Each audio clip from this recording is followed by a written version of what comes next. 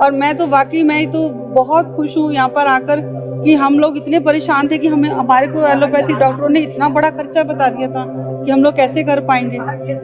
और हमारे को कभी कोई ट्रीटमेंट करे जा रहे हैं, ये टेस्ट कराओ, टेस्ट ही कराने में हमारे तो 2 महीने टेस्टों में निकल गए और कोई दवाई शुरू नहीं करी। फिर भी इन्होंने कहा पेट स्कैन का हाँ कीमो करेंगे, तो हमने मना कर दी कि ना, हमने रेडिएशन भी नहीं करवानी, हमने कीमो भी नहीं करवानी। हम यहाँ पर आएंगे, नवग्रह आश्रम में आएंगे तो यहाँ पे अपना ट्रीटमेंट शुरू करवाएंगे।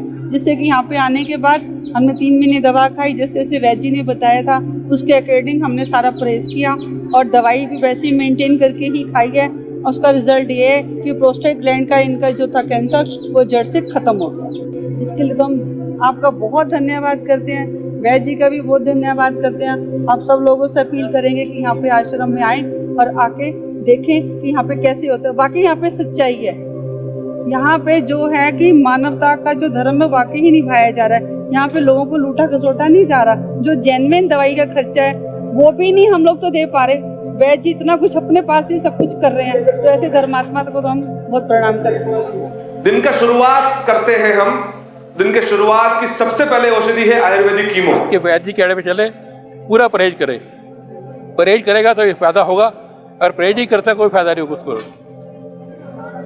और संकल्प शक्ति जो सबसे बड़ी संकल्प शक्ति, विश्वास रखे कि वे ठीक होगा तो होगा।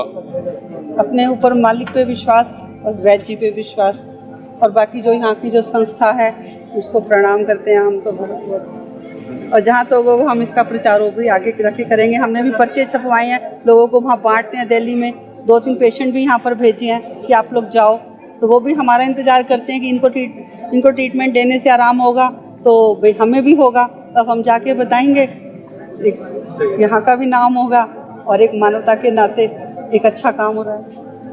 ऐसी अनेकों अविश्वसनीय सक्सेस स्टोरीज आश्रम में हर दफ़ा मिल जाती हैं और इससे यहाँ आए कैंसर रोगियों को एक अलग ही अनुभूति मिलती है जो उन्हें आवश्यक आत्मविश्वास दिलाती है।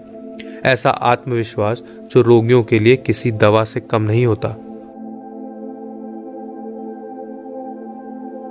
आयुर्वेद की चिकित्सा का जो सिद्धांत है, महर्षि चरक, सुश्रुत, टैलन, वाग्भट के जमाने से प्रारब्ध जनित रोग जो भी होते हैं, जैसे मिर्गी, पागलपन, हिस्टीरिया, कैंसर, इन रोगों में वैद्य को रोगी से धन्यवाद लेने का भी हक नहीं होता। तो सब पैसा लेने का तो कोई प्रश्न ही पैदा नहीं होता, पहली बात।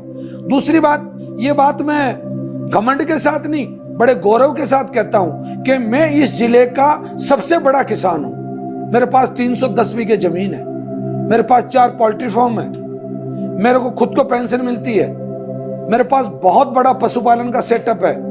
मैं ईमानदारी से अगर मुझसे कहलवाना चाहें आप, तो मेरे पास इतना धन है कि मैं ऐसे 4 श्री नवग्रह आश्रम संचालित कर सकता हूं। रोगियों को निःशुल्क औषधि देना मेरा कर्तव्य है, मेरा शौक नहीं है, मेरी मजबूरी नहीं है।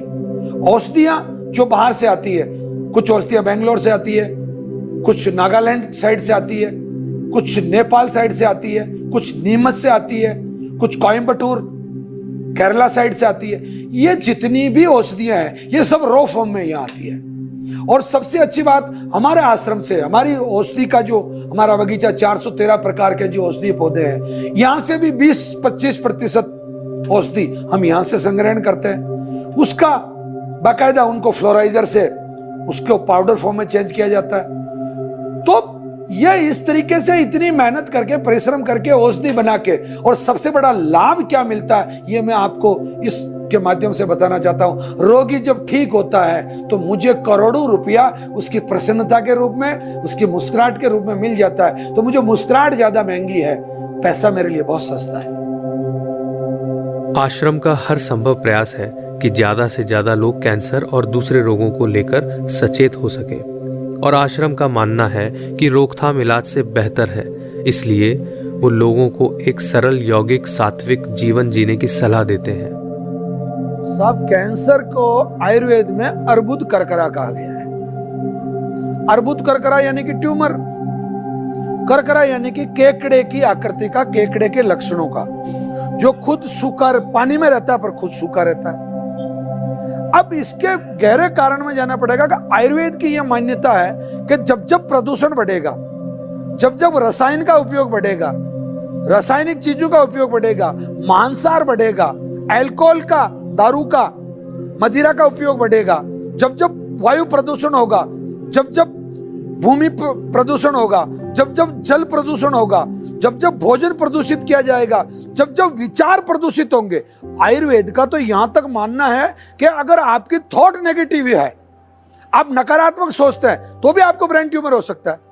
तो यानी कि इस बढ़ते हुए कैंसर के लिए जो जिम्मेदार है, 3 स्तर पे मैं तीनों सोसाइटी को जिम्मेदार मानता हूं। सबसे पहले जिम्मेदार मानता हूं उस लोभी किसान को जिसने उत्पादन बढ़ाने के लिए रसायन का अंधाधुंध उपयोग किया, पेस्टिसाइड का।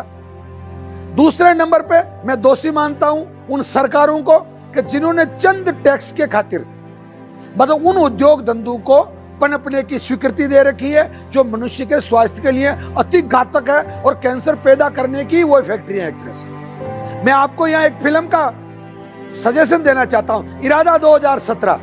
ये फिल्म मैं कहता हूँ भारत के ही नहीं, संसार के प्रत्येक नागरिक को देखनी चाहिए, जिससे पता चले कि सरकारें कितनी दोषी है। और तीसरा, मैं उस स्तर पे उस खुद रोगी को दोषी मानता हूं कि जिसने खुद ने मांसाहार किया, खुद ने अल्कोहल का सेवन किया, खुद ने रासायनिक कपड़ों का धारण किया, खुद ने दिनचर्या का ध्यान नहीं रखा, खुद नेगेटिव विचारों से, विपरीत विचारों से घिरा रहा, और उसके बाद में वो कहता मुझे कैंसर हो गया। तो भैया कैंसर तो होगा अगर इस तरीके की परिस्थितियां रहेगी। श्री नवग्रह आश्रम को करीब से समझने के बाद यही लगा कि इससे अनोखा उपचार केंद्र कहीं नहीं देखा।